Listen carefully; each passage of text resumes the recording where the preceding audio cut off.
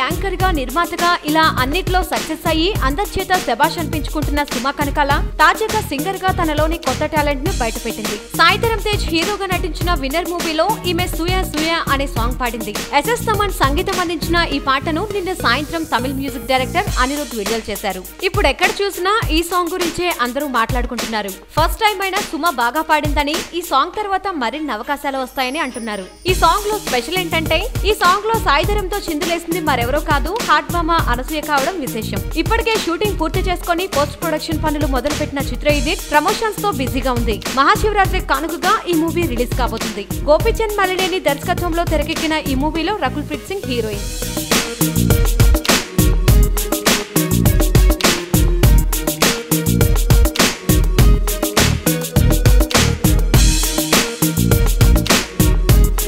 వీలైతే లైక్, కుదిరితే కామెంట్ పెట్టండి.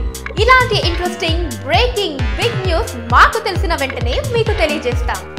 దీనికి మీరు చేయవలసిందల్లా ఇక్కడ కనిపిస్తున్న సబ్స్క్రైబ్ బటన్ ని నొక్కి సబ్స్క్రైబ్ అవ్వండి.